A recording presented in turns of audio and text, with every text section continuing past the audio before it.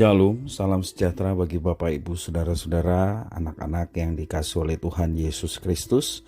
Berjumpa kembali bersama saya Pendeta Eka di dalam renungan firman Tuhan pada hari ini, hari Selasa 27 Desember 2022.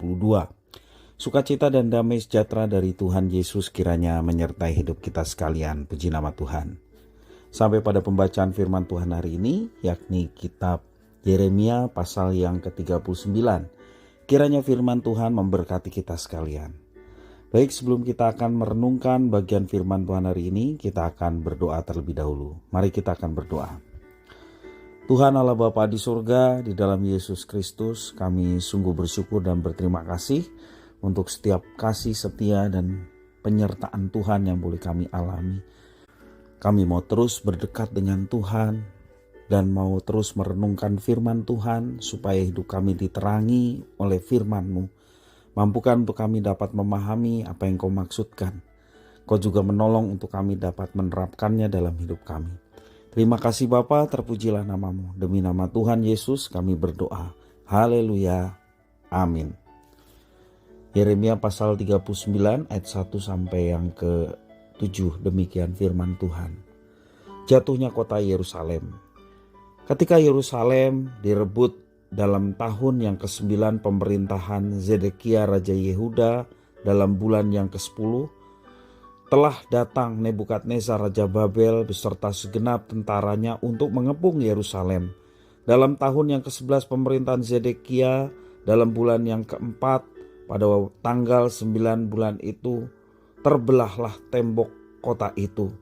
Maka datanglah para perwira Raja Babel itu, lalu mengambil tempat di pintu gerbang tengah. Mereka itu ialah Nergal-Zarezer, pembesar dari Sin Magir, panglima, dan Nebusyaban, kepala istana, dan para perwira lainnya dari Raja Babel. Melihat mereka semuanya, maka Zedekia Raja Yehuda dengan semua tentara melarikan diri, meninggalkan kota itu pada waktu malam, dengan mengambil jalan Taman Raja, dengan melalui pintu gerbang antara kedua tembok. Kemudian mereka berjalan menuju Araba Yordan. Tetapi tentara Kasdim itu mengejar mereka dan menyusul Zedekia ke dataran Yeriko. Mereka menangkap dia dan membawa dia ke Ribla di tanah Hamat, kepada Nebukadnezar Raja Babel yang menjatuhkan hukuman atas dia. Raja Babel menyuruh menyembelih anak-anak Zedekia di depan matanya di Ribla. Juga semua pembesar Yehuda disembelih oleh Raja Babel. Kemudian mata Zedekia dibutakannya, lalu ia dibelenggu dengan rantai tembaga untuk dibawa ke Babel. Bapak, Ibu, saudara-saudara yang dikasihi oleh Tuhan Yesus Kristus, kalau kita perhatikan di dalam bacaan tadi, sangat tragis. Raja yang seharusnya tampil berperang di garis depan, tetapi justru harus lari mengendap-ngendap. Usaha untuk menyelamatkan diri dari Raja Zedekia harus diakhiri dengan anak-anaknya dibantai, matanya dibutakan, dan dirinya dijadikan tawanan ke negeri orang. Sementara Yeremia, nabi yang dia tindas, justru mendapat kebebasan. Bahkan Ebed-Melek hambanya juga dilepaskan. Itu di dalam ayat yang ke-14 dikatakan firman Tuhan. Mereka menyuruh mengambil Yeremia dari pelataran penjagaan, lalu menyerahkannya kepada Gedalnya bin Ahikam bin Safan untuk membebaskannya supaya pulang ke rumah. Demikianlah Yeremia tinggal di tengah-tengah rakyat. Bapak, Ibu, saudara-saudara yang dikasihi Tuhan, begitu rapuhnya kekuasaan yang dibangun oleh manusia dengan lobi-lobi politik yang sepertinya sakti. Mereka percaya ketika mereka punya banyak koalisi dan relasi, mereka akan aman. Inilah keyakinan dari Zedekia yang tidak percaya akan berita firman Tuhan yang disampaikan Yeremia dan menganggap koalisi dengan negara lain cukup membuat mereka menjadi kuat, mampu untuk mengalahkan Nebukadnezar. Inilah keyakinan Zedekia, dan demi keyakinan ini banyak hal yang harus dikompromikan. seperti kompromi terhadap penyembahan berhala yang berakibat kemerosotan moral di seluruh negeri Yehuda. Padahal kalau kita perhatikan nama Zedekia itu artinya Yahweh itu kebenaran. Sejatinya dirinya sudah dibutakan oleh kekuasaan sejak lama. Kisah terakhir yang tragis ini hanyalah meneguhkan apa yang telah lama terjadi.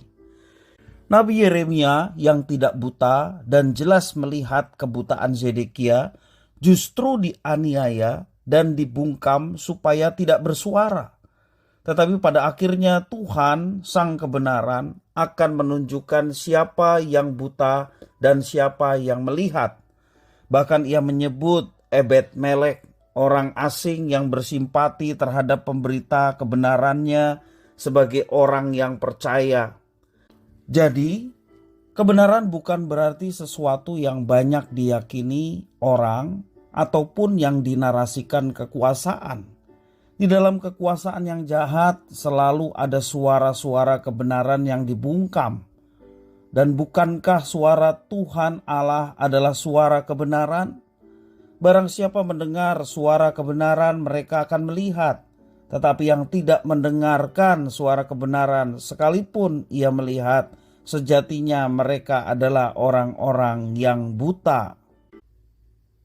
Bapak, Ibu, saudara-saudara yang dikasihi oleh Tuhan, marilah kita meminta Tuhan untuk menuntun hidup kita di dalam kebenaran. Janganlah demi kekuasaan kita rela mengkompromikan iman kita terhadap sesuatu yang berlawanan dengan Tuhan. Biarlah kita menjadi orang-orang yang tinggal di dalam dunia yang buta, tetapi sejatinya kitalah yang melihat, karena Tuhanlah yang menentukan siapa yang buta dan siapa yang melihat. Mari kita menuntun orang-orang buta justru masuk di dalam kebenaran supaya mereka dicelikkan matanya dan percaya kepada kebenaran. Jangan justru orang buta menuntun kita yang sesungguhnya sudah melihat dan membawa kita kepada kebutaan karena kebenaran yang diabaikan oleh kita. Tetapi ketika kita melihat kebenaran Tuhan dan memegang teguh pada kebenaran Tuhan, mata kita dicelikan terhadap kebenaran Tuhan. Marilah kita menjadi berkat supaya sedapat mungkin banyak orang yang buta, yang tidak mengerti, yang tidak tahu apa-apa, mereka pun pada akhirnya dicelikan matanya dan boleh melihat kebenaran yang menyelamatkan, yakni Tuhan Yesus Kristus, Sang kebenaran dan keselamatan bagi umat manusia yang berdosa. Kiranya firman Tuhan memberkati kita sekalian. Mari kita berdoa. Tuhan Allah Bapa di surga, kami mengucap syukur dan terima kasih atas firman Tuhan.